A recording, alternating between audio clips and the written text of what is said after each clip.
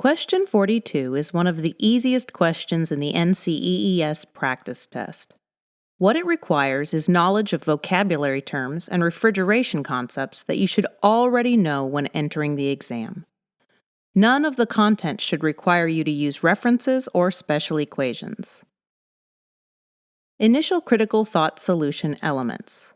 1. What are you solving for?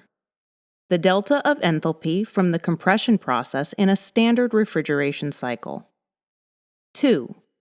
What is the fundamental process? The changes in a refrigerant due to compression, as it's found on a pH diagram. 3. What are the first considerations to find the solution in connection to the fundamental process? Understanding the technical vocabulary in order to locate the necessary points on a pH diagram. 4. Are there key assumptions? Some information and variables are redundant or unnecessary. This question serves as a great opportunity to do self-analysis to see how prepared you are for the PE. If any of it seems confusing or beyond your understanding, you're missing some absolutely key fundamentals that will come up on the exam. Everything in this question is standard. This is the standard shape of the refrigeration cycle as it is plotted on a pressure enthalpy chart. Always assume this shape unless the question specifically says something different. The lines trace the changes in the refrigerant as it circulates through the equipment of a refrigeration system. These arrows indicate the direction of the refrigerant as it flows in time around the refrigeration system. For all of these changes, there's a property of the refrigerant which remains constant. This shows the refrigerant changes properties, such as enthalpy change, phase change, and entropy change. But the pressure remains constant. No delta P. For all the other lines, something remains constant.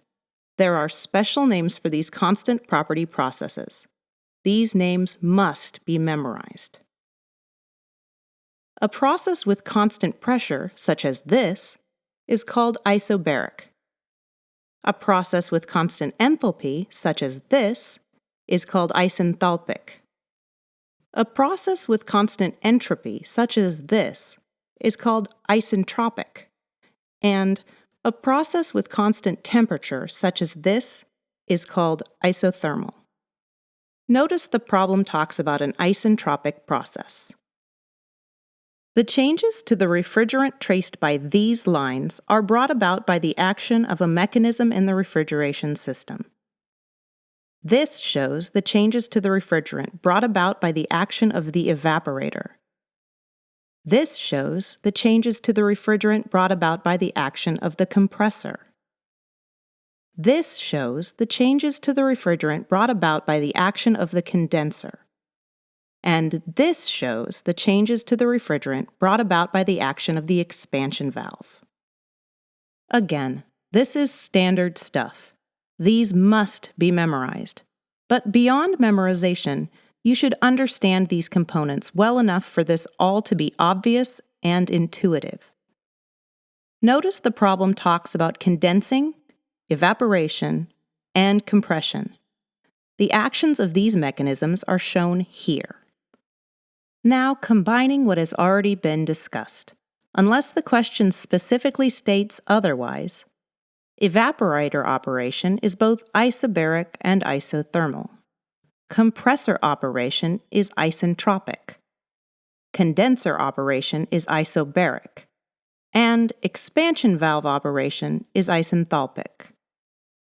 You may be asking yourself, if the lines of the evaporator and condenser are essentially the same, and the only difference is their length, why isn't the condenser's operation both isobaric and isothermal, just like the evaporator? To answer that, the following must be explained. Here's the saturation dome. Within this area, the refrigerant is in saturated conditions. Saturation means if the refrigerant gains or loses heat energy, it only changes phase. It doesn't change temperature. Saturation is a critical concept for HVAC. You should have a very good understanding of it before you go into the PE. Within this dome, there's a steady gradation of the phases for the refrigerant. This line represents saturated liquid, which means the refrigerant is completely liquid. As more enthalpy is added, a certain percentage vaporizes. So here, the refrigerant is 30% vapor, 70% liquid. Here, 50-50. And here, it's 100% vapor, no liquid at all. Throughout, it's always saturated.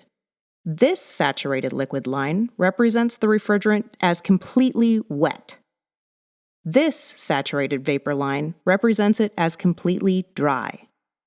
Notice the problem talks about refrigerant vapor being dry and saturated. The change in enthalpy the refrigerant experiences within the saturation dome is called the refrigeration effect. This represents the amount of enthalpy taken out of the air that's meant to be cooled. At this point, the evaporator has done all of its work. No more of the enthalpy from the air that is meant to be cooled will enter the refrigeration cycle. At this point, the condenser has done all of its work. No more enthalpy that the refrigerant has taken in can be rejected out into the atmosphere. These are the temperature limits of the refrigeration system. Notice the problem talks about temperature limits. The refrigeration cycle doesn't only occupy space within the saturation dome. The whole process has more to it than just the refrigeration effect. The act of compression not only adds pressure to the refrigerant, it also adds energy in the form of work. This is the proper term work that you should remember from your physics classes. In this standard situation, the work of compression occurs outside of the saturation dome in the superheated region.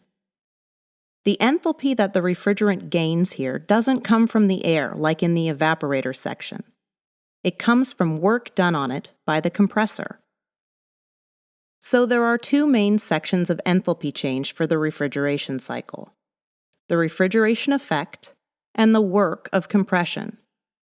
Notice in the problem you are solving for the work of compression. To answer the question asked earlier, because this is outside of the saturation dome, the refrigerant changes temperature as it changes enthalpy. Notice that the condenser's isobaric line extends out to here. So in this region, there's temperature change in the refrigerant. This is why the evaporator's operation is both isobaric and isothermal, while the condenser's is only isobaric. With all this understood, the question is simple. You're given the evaporation temperature limit, 20 degrees. The refrigerant is dry and saturated when leaving the evaporator, so you have the first enthalpy value from the intersection of 20 degrees with the saturated vapor line, roughly 620 BTU per pound. You're given the condensing temperature limit, 120 degrees. From here, extend a line isobarically. The compressor works within these limits. You're told the compressor's work is isentropic, so entropy is constant. Find the entropy line that intersects at the compressor's beginning, which is roughly 1.30 BTU per pounds degrees Fahrenheit. This entropy line intersects with the isobaric line from the condenser, indicating the compressor's ending. Here is the second enthalpy value, roughly 740 BTU per pound. All very simple. The delta is roughly 120 BTU per pound. To get good at questions like this, buy the ExOverZero practice tests. Look in the link below. And do problems number 42 and number 72 in tests 1 through 4. Those problems will give you 8 chances to practice.